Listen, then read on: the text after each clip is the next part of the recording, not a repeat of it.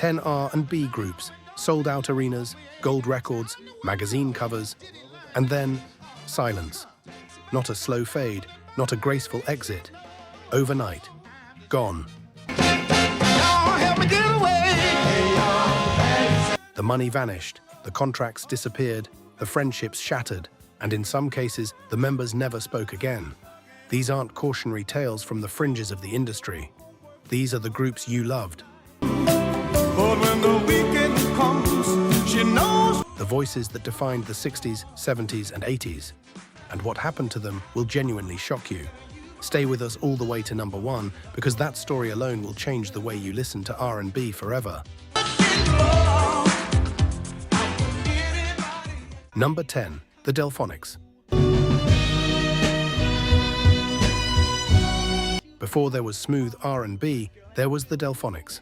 Wasn't true and you passed them by. Coming out of Philadelphia in the mid-60s, William Hart, his brother Wilbert, and Randy Kane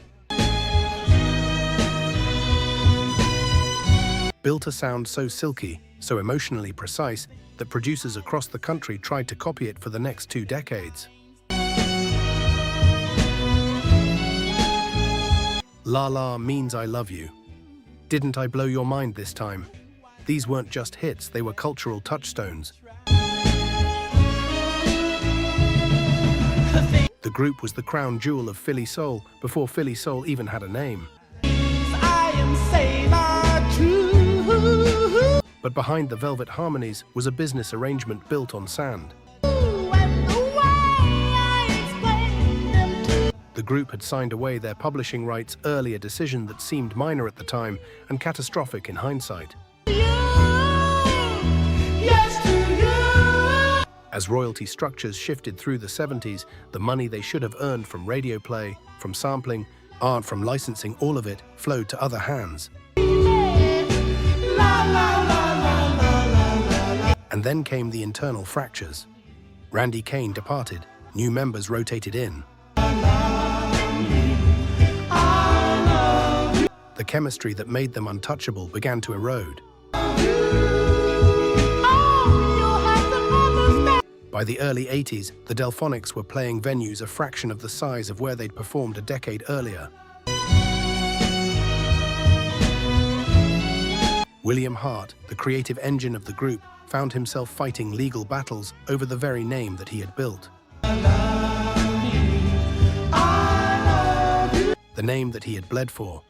The cruel irony, their music never stopped being relevant.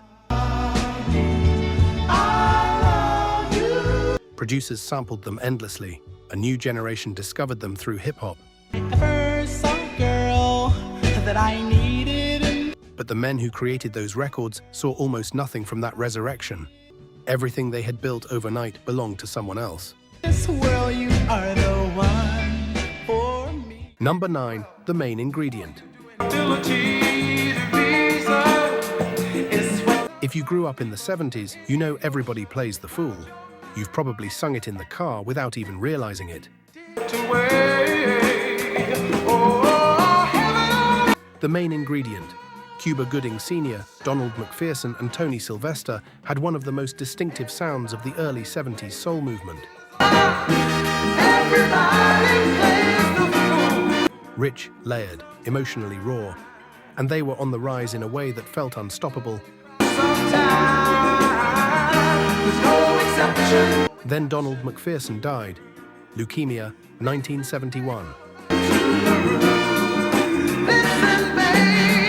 The group was at the absolute peak of their momentum and suddenly faced an impossible choice: dissolve or rebuild around a new lead vocalist.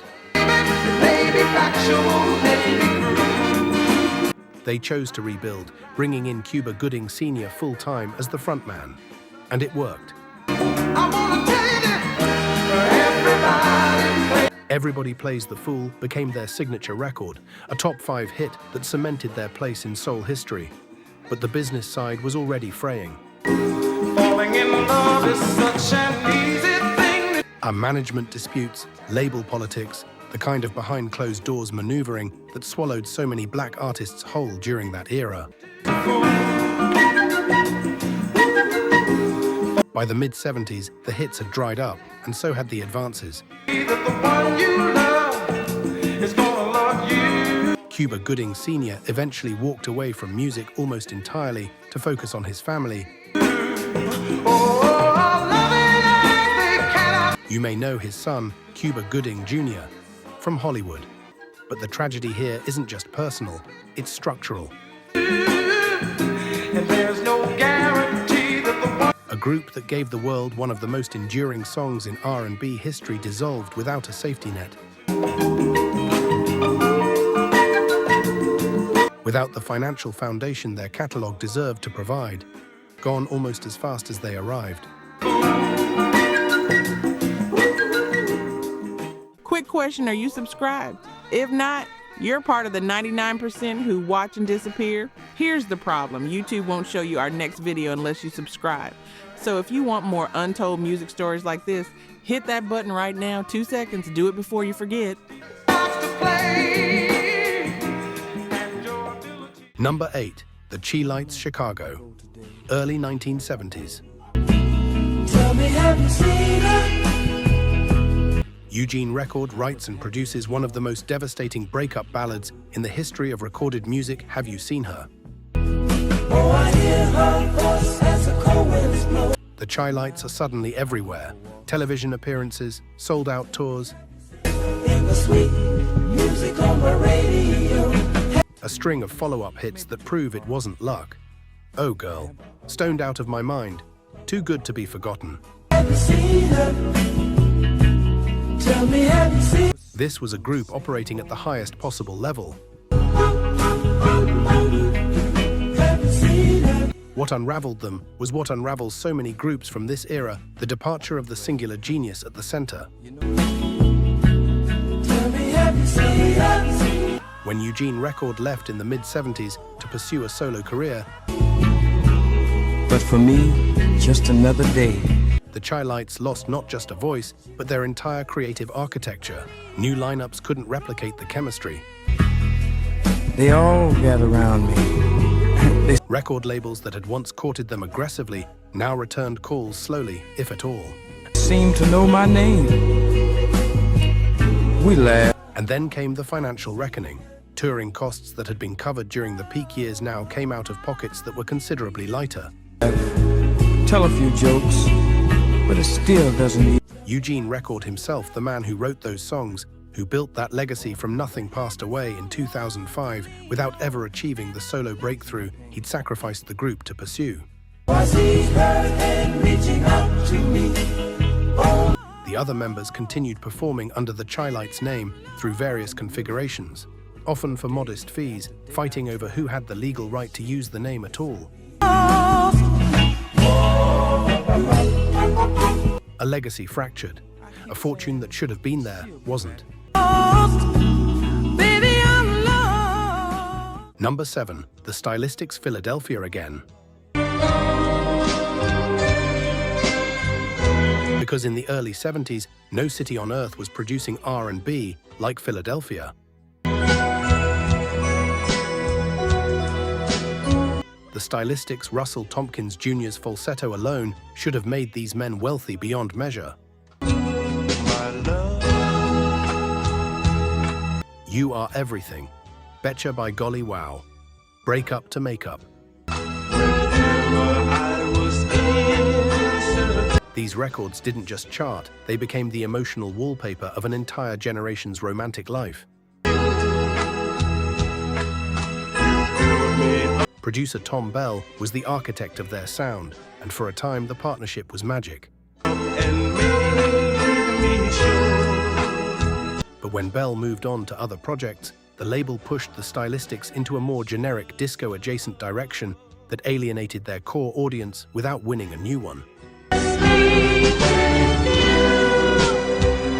The transition was mismanaged at every level. Sales dropped. The label's investment dropped with them. And the financial arrangements that had governed their deal heavily weighted toward the label. And producers meant the group had accumulated far less than their commercial footprint suggested. By the late 70s, Russell Tompkins Jr. was essentially the only original member performing consistently. Lineup changes became the norm, and like so many of their Philadelphia contemporaries, they discovered that the publishing rights, the long-term engine of any musician's wealth, had largely been signed away during the years when they were simply grateful to be recording. The irony is suffocating. Songs that still generate millions in licensing and synchronization fees. And the men who sang them starting over. Number 6, The Miracles, post-Smokey. Here is where it gets genuinely painful. When Smokey Robinson announced he was leaving The Miracles in 1972, the remaining members, Billy Griffin, Bobby Rogers, Ronnie White, and Pete Moore, made a decision that almost no group in Motown history had successfully pulled off. They decided to continue without their iconic frontman. And for one brief, stunning moment, it looked like they might actually do it. Love Machine in 1975 was a legitimate phenomenon. A #1 pop hit, a #1 R&B hit. For a moment, the post-Smokey Miracles looked like a viable, thriving act in their own right. But Motown's promotional machinery had shifted. Berry Gordy's attention was elsewhere: films, new artists, the corporate restructuring that would eventually see the label relocate from Detroit to Los Angeles. The Miracles were left increasingly to fend for themselves in a market that was rapidly changing. The hits stopped, the label support evaporated, and what made this particularly cruel was the shadow of Smokey. Every review, every profile, every mention of the group was framed around the man who'd left. They could never fully step out of that shadow, no matter what they accomplished. By the late 70s, they had effectively disbanded, their moment of post-Smokey glory already fading from the cultural memory. Men who had been part of Motown's original foundation, present at the creation of an empire, walking away with far less than their contribution warranted. Number 5, The Spinners. You want to talk about a group that should have been untouchable? The Spinners in the early to mid-70s were producing some of the finest soul music on the planet. Man, you never heard a sound like the Rubber Band. I'll Be Around. Could It Be I'm Falling in Love? Then Came You with Dionne Warwick. Man, you're bound to lose control. Under producer Tom Bell at Atlantic Records, they were flawless. But here is what most people don't know. Before those Atlantic years, the years that defined them, the Spinners had spent nearly a decade at Motown, going almost completely nowhere. Signed to the label in 1961, they were consistently overlooked in favor of bigger Motown priorities. And everything you do seems to come out right. Stevie Wonder, Marvin Gaye, The Temptations. The Spinners were the forgotten ones, watching other acts get the promotional investment that their talent deserved. By the time they finally escaped to Atlantic and found their sound, they had already lost nearly 10 years of prime earning potential. And when the Atlantic era wound down, when disco swallowed soul whole and the charts moved on, spinners found themselves in the same position as so many of their peers. There's a band between his toes. They are laugh so hard 'cause A catalogue worth millions in licensing. A live circuit that shrank year by year. I prepared myself. I went see. Financial arrangements from their recording peak that were never designed with the artist's long-term interests in mind. Baby with the rubber band. Decades of work, and a payout that bore no relationship to their actual cultural contribution. Oh, come on, y'all, get down. Number 4, Harold Melvin and the Blue Notes. The day we said goodbye. Say the name Harold Melvin and the Blue Notes, and most people immediately think of Teddy Pendergrass. That voice, that presence, that raw, almost frightening emotional power. And that tension between the man whose name was on the marquee and the man whose voice was filling the arena is precisely where this story lives. If you don't know me by now, The Love I Lost, Wake Up Everybody. These are recordings of genuine historical importance produced by Kenny Gamble and Leon Huff at Philadelphia International Records.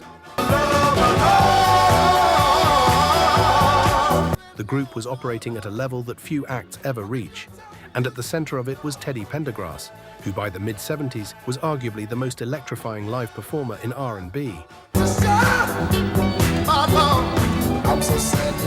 When Pendergrass left in 1976 to go solo, the fallout was immediate and devastating. Harold Melvin retained the name he had every legal right to, but the audiences that had packed venues to hear Teddy weren't coming back for a replacement. The split was bitter. The legal and financial disputes that followed were protracted. Harold Melvin continued touring and recording with new configurations of the Blue Notes for years, but the commercial and critical peak was gone permanently. He passed away in 1997, his legacy complicated by the very success of the man he had helped make a star, a group that had everything dismantled in a single departure. Number 3, the Isley Brothers, First Era.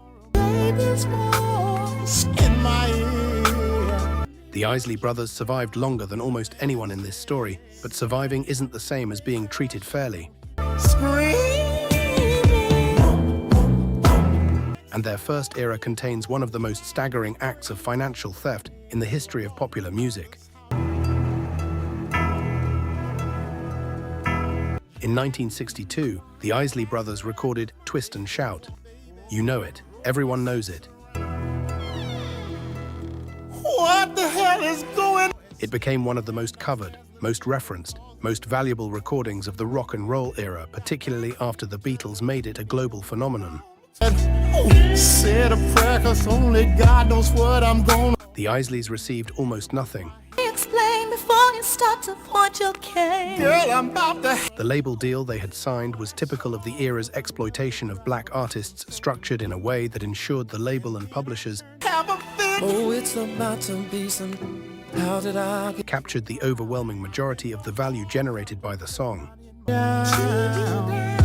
'Cause I thought I heard a squeak. And the men who wrote and recorded the original received a fraction of what the song was worth, Something's going on. and a fraction of what it would continue to generate for decades. All I hear, and then I hear my.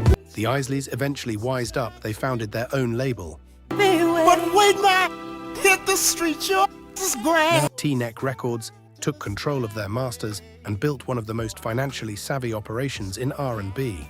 And caught the news, then I put my hand on my head. Their resilience is extraordinary, On upstairs, yeah, 'cause I know nobody. but that first era, those years of hits with almost nothing to show for it financially, Mr. Biggs before you're done. Wait, how you know my name? represents the template for what happened to so many groups in this countdown. Talent exploited by design, wealth extracted by contract. Honey, wait, I was gonna tell you. Move, this cat looks real for me. By the time they understood the system had already taken what it came for. Drive me crazy. Number 2, The Temptations, classic lineup. So easy to forget. 5 of the greatest voices ever assembled on one stage. David Ruffin, Eddie Kendricks, Paul Williams, Otis Williams, Melvin Franklin. The classic Temptations lineup was Motown's greatest creation, a perfect storm of talent, choreography, and production genius, courtesy of Norman Whitfield and Smokey Robinson. My Girl, Ain't Too Proud to Beg, I Wish It Would Rain, Papa Was a Rolling Stone. A catalogue that is simply without equal in the soul genre. And yet, David Ruffin, the voice on My Girl, the face that launched 1 million album covers, was fired from the group in 1968 amid personal struggles and escalating tensions over his desire for solo billing. His subsequent solo career had moments of brilliance, but never the sustained commercial foundation his talent warranted. And he died in 1991 under circumstances that reflected a life that had never financially stabilized after his Motown peak. Eddie Kendricks, the falsetto genius, left in 1971. His solo run produced Keep On Truckin', a genuine phenomenon. But by the 80s, the career had stalled. He died of lung cancer in 1992. Paul Williams had struggled with alcoholism and financial difficulties. For years, he passed away in 1973. The classic lineup that had defined an era, that had generated hundreds of millions in revenue for Motown, scattered and broken within a few years of their peak. And Motown's famously controlling contract structures meant that the artists, not the label, absorbed most of the personal and financial cost. One of the greatest groups in history and the individual fates of its members tell a story that the greatest hits compilations will never tell you. Don't be afraid. Don't turn and walk away. Number 1, The Drifters. Nothing in R&B history compares to what happened to the Drifters. Nothing, because the Drifters isn't just a cautionary tale about one group losing everything. It's a story about a name being used as a weapon. A story about artists being discarded and replaced like parts in a machine. A story that repeated itself not once, not twice, but over and over and over again for more than 3 decades. The original Drifters, featuring Clyde McPhatter, were one of the most important vocal groups in the history of recorded music. When McPhatter left in 1955, the group continued. When the entire lineup was fired by manager George Treadwell in 1958, yes, fired, replaced overnight by a completely different group that simply inherited the name. A new era began. Ben E. King joined. Oh, There Goes My Baby. Save the Last Dance for Me. Up on the Roof. Under the Boardwalk. More classics than most artists produce in a lifetime. Then Ben E. King was let go. More lineup changes, more replacements. Artists who had recorded the hits you know by heart found themselves replaced. Their connection to the name severed by a manager who owned the trademark and treated it as a commodity rather than a legacy. Men who had poured their voices, their youth, their talent into those recordings walked away with almost nothing, while the Drifters' name continued generating revenue under completely different personnel. Multiple versions of the group toured simultaneously for years, each claiming legitimacy, each fighting the other in court. The original artists and their families received minimal compensation from the decades of licensing, film placements, and commercial use that followed. What the Drifters represents more than any other group on this list is the entire architecture of exploitation that defined the music industry's relationship with black R&B artists from the 1950s through the 1980s. Not a single devastating moment, a system, deliberately built, ruthlessly maintained, and the artists who built that legacy paid for it with everything they had.